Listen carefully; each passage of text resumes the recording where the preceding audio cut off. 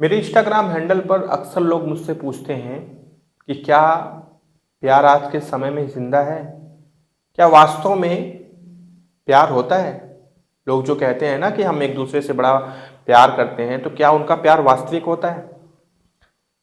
मैंने उसका एक ही जवाब दिया है, प्यार तो होता है, लेकिन इस कलयुगी समय में प्यार की परिभाषा ही बदल दी गई है। लोग शारीरिक आकर्षण को प्यार समझ बैठते हैं। आज की जो कहानी है ना, आपको बताएगी, इस चीज को समझाएगी कि देखिए, जिसे लोग प्रेम का नाम देते हैं, प्यार का नाम देते हैं, दरअसल वो प्यार होता ही नहीं है। क्योंकि प्यार का दूसरा नाम होता है परवाह, केयरिंग, एक दूसरे का ध्यान रखना, एक दूसरे की छोटी छोटी चीजों का ध्यान रखना। आज की ये कहानी आपको बताएगी कि वास्तव में क्या होने वाला है आगे आने वाले समय में। ये कहानी दरअसल गोपालगंज बिहार की है। चलिए शुरुआत करते हैं। नमस्कार दोस्तों, मेरा नाम है राहुल और आप देख रहे हैं 9 PM विद जीआरडी। आपसे बस ये गुजारिश करूंगा कि वीडियो को लाइक और चैनल को सब्सक्राइब जरूर करिएगा। मैं आपको बताता हूँ, गोपालगंज बिहार में एक महिला जिसका नाम है सहाना खातून। सहाना खातून की उम्र शादी की हो जाती है। उनकी शादी के लिए लड़के खोजे जाते हैं। एक लड़का मिलता भी है, ठीक ठाक है, उसके पास प्राइवेट नौकरी थी, वो दिल्ली में नौकरी करता था प्राइवेट। तो सहाना खातून के लिए अच्छा रिश्ता था। अब उसका रिश्ता तय हो जाता है, दोनों का निकाह हो जाता है। इसके बाद सहाना खातून वहाँ से सीधे दिल्ली चली जाती है और अपने पति के साथ रहने लगती है। लेकिन सहाना खातून की खासियत थी कि वो अगर दिल्ली में 4 महीने रह रही है तो 1 महीने अपने मायके में भी रहती थी। मतलब वो हर 4 महीने पे अपने मायके से मतलब दिल्ली से मायके आती थी और एक आध महीने मायके रह के ही जाती थी। अब ये सिलसिला जो सहाना खातून का था, इसके पीछे कुछ वजह भी थी, मैं आपको आगे आपको बताऊंगा। अब शादी को धीरे धीरे 2-3 साल बीत जाते हैं। सहाना खातून का मायके आना जाना लगा रहता है।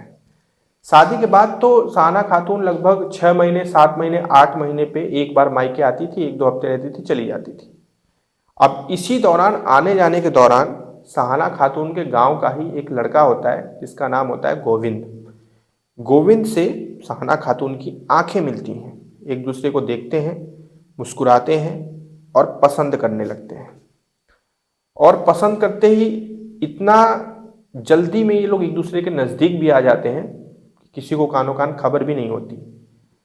सहाना खातून एक विवाहित महिला थी, लेकिन इसके बावजूद भी उसी के मायके में, जहाँ उसका मायका का जो गांव था, उसी गांव का लड़का गोविंद, उसके साथ उसका प्रेम प्रसंग शुरू हो जाता है।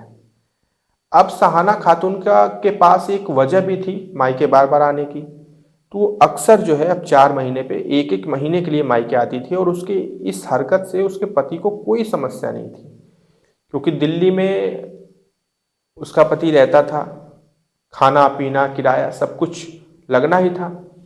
तो उसके पति को इस चीज़ से कोई परहेज नहीं था कि तुम 1-1 महीने अपने मायके रहो। सहाना खातून के लिए अच्छी बात भी थी, उसे एक्सटर्नल मैटर अफेयर भी उसका चल रहा था। अब गोविंद के साथ नज़दीकियाँ काफ़ी बढ़ गईं सहाना खातून की, और इतनी बढ़ गई कि ये लोग शारीरिक संबंध में लिप्त हो गए। अब इस दौरान गोविंद ने एक हरकत करी। गोविंद की अगर मैं उम्र की बात करूं तो लगभग 16 साल, मतलब एक नाबालिग लड़का। और अगर मैं सहाना खातून की बात करूं तो लगभग 26 साल, मतलब 10 साल बड़ी। अब जो गोविंद है मात्र 16 साल का ही है, लेकिन इस उम्र में उसके अंदर एक अजीब सा खुरपात जगता है। जब वो सहाना खातून के साथ शारीरिक संबंध बना रहा होता है, उसी समय अपना फ़ोन निकालकर कुछ वीडियोस वो बना लेता है, जिन्हें हम अश्लील वीडियोस कहते हैं। अश्लील वीडियो बना लेता है और बनाने के बाद फिर वहाँ से हट जाता है। फिर सहाना खातून दिल्ली चली जाती है, तो फिर गोविंद उसको वीडियो भेजता है, कहता है कि ये वीडियो है, देख लो और तुम आओ, हमारा बहुत मन कर रहा है, तुमको आना पड़ेगा। अब सहाना खातून को कहीं ना कहीं ये चीज़ लगने लगी थी कि अब वो गोविंद के द्वारा ब्लैकमेल की जा रही है। लेकिन तभी एक चीज़ और निकल कर बाहर आती है। दरअसल सिर्फ गोविंद ही ऐसा नहीं था जिससे सहाना खातून की का प्रेम प्रसंग चल रहा था। बल्कि उसी गांव में एक और शख्स रहता है जिसका नाम है हरिउल्लाह मियाँ। उससे भी सहाना खातून का प्रेम प्रसंग शुरू हो जाता है।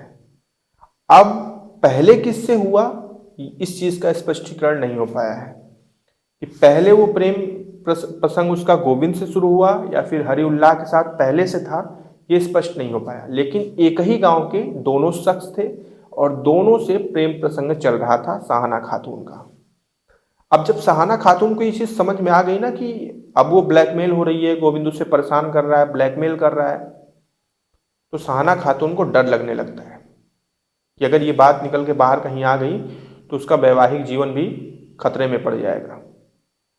तो सहाना खातून को लगता है कि जो उसका दूसरा प्रेमी है हरिउल्लाह, उससे उसे अपनी ये समस्या बतानी चाहिए। तब वो हरिउल्लाह से अपनी समस्या बताती है, कहती है कि देखो एक गलती हुई है, जो गोविंद है उसने मेरी अश्लील वीडियो बना ली है और अब वो मुझे ब्लैकमेल कर रहा है, वीडियो भेज के उल्टे पुल्टे जो है चीज़ें रखता है मेरे सामने, जो कि मुझे अच्छा नहीं लगता। अब हरिउल्लाह भी ये चीज़ जान रहा है, समझ रहा है कि हाँ ये एक विवाहित महिला है, इसका उसके साथ भी प्रेम प्रसंग है, मेरे साथ भी है, तो ये महिला कहाँ तक सही हो सकती है। लेकिन हरिउल्लाह उसका पूरा साथ देने लगता है, कहता है कि चलो तुम परेशान मत हो, इसका एक ही उपाय है, गोविंद को रास्ते से हटा देते हैं हमेशा के लिए। उसकी ये बात सुनकर सहाना खातून को कोई समस्या नहीं होती, कहती कि प्लानिंग करो, कर लेंगे काम। ये लोग दोनों मिलकर प्लानिंग कर लेते हैं। फिर एक दिन आता है, शायद बुधवार का दिन होता है, और सहाना खातून फ़ोन करती है गोविंद को, कहती है कि मैं मायके अपने आ गई हूँ। और वास्तव में सहाना खातून मायके आई हुई थी, लेकिन गोविंद को पता नहीं था। गोविंद से कहती है कि आ जाओ मिलने के लिए। तो गोविंद बहुत मचलता हुआ रात में पहुंच जाता है और वहां पे हरिउल्लाह पहले से ही दाव पेच लगा के बैठा होता है। अब गोविंद तो पूरी तरह से निश्चिंत था कि जैसे हमेशा की तरह मिलते हैं वैसे मिलेंगे, अपनी इच्छा पूरी करेंगे, फिर वहां से हट लेंगे। अब गोविंद वहां पहुंचता है और इसके बाद हरिउल्लाह जो है रस्सी लेके बैठा होता है, वो तुरंत गोविंद की गर्दन में रस्सी लपेटता है और दोनों मिलकर, हरिउल्लाह और सहाना खातून दोनों मिलकर गला दबाकर, मतलब उसी रस्सी से खींचकर गला दबाकर घोट कर गोविंद की मौके पे हत्या कर देते हैं। और हत्या करने के बाद इनका पहला टारगेट यही था कि वो अश्लील वीडियो हटानी है, जिसकी वजह से सहाना खातून परेशान चल रही है। तो ये लोग तुरंत गोविंद का फ़ोन उसके पॉकेट से निकालते हैं उसकी हत्या करने के बाद, और वो फ़ोन लेके वहाँ से फरार हो जाते हैं। अब इनका सिर्फ एक ही टारगेट था कि हमें वीडियो किसी तरह हटा देनी है, ताकि देश दुनिया को पता ना चले कि गोविंद के साथ सहाना खातून का क्या संबंध था। लेकिन ये चीज़ ये भूल जाते हैं कि आखिरकार गोविंद का फ़ोन, उसकी हत्या करने के बाद उसका फ़ोन लेकर भाग रहे हैं ये लोग, तो पुलिस कहीं ना कहीं फ़ोन खोजते ही पहुंच जाएगी। और ऐसा ही हुआ। जब अगली सुबह गोविंद का शव मिलता है, पुलिस मौके पर पहुंचती है, गोविंद का फ़ोन खोजती है, नहीं मिलता है। गोविंद के सिम को ट्रेस किया जाता है, फ़ोन को ट्रेस किया जाता है, टेक्निकली जो है चीज़ों को अप्लाई किया जाता है, और थोड़ा ही वक्त लगता है, पुलिस सीधे जो है सहाना खातून और हरिउल्लाह को दबोच लेती है। और दबोचने के बाद जब इनसे पूछताछ की जाती है तो ये सारी चीज़ स्वीकार कर लेते हैं, और सहाना खातून वहाँ पे बताती है कि मेरी अश्लील वीडियो से गोविंद मुझे ब्लैकमेल कर रहा था, जिसके बाद हरिउल्लाह के साथ मिलकर हमने उसकी हत्या की प्लानिंग की और फिर हमने उसकी हत्या भी कर दी। अब सवाल ये उठता है कि एक महिला जो इस चीज़ का दावा कर रही थी कि मेरा दोनों के साथ प्रेम प्रसंग था, उसका यह दावा पूरी तरह से झूठा था, क्योंकि एक शारीरिक ज़रूरत थी जो वो पूरी कर रही थी। मुझे ये बोलने में कोई संकोच नहीं है। और अगर गोविंद की बात करूं, जो इस चीज़ का दावा करता था कि नहीं, मैं सहाना खातून से मोहब्बत, मेरे इश्क है मुझे, इश्क तो नहीं था। अगर इश्क होता तो ब्लैकमेल ना करते। आजकल लोग अपनी शारीरिक जरूरतें पूरे करने के नाम पे इश्क का नाम दे देते हैं, प्रेम प्रसंग का नाम दे देते हैं, जो कि प्रेम को बदनाम करना है और कुछ नहीं। आज की यही कहानी थी। सतर्क रहें, सावधान रहें और सुरक्षित रहें। हमारे आसपास जब ऐसी घटनाएं होती हैं तो हम उन्हें कहानी के माध्यम से आपके सामने हाजिर करते हैं। चलिए फिर कोई राय दीजिएगा कमेंट में, इस घटना के बारे में बताइएगा। कल हम फिर से मिलेंगे। ध्यान रखिएगा अपना। जय हिंद।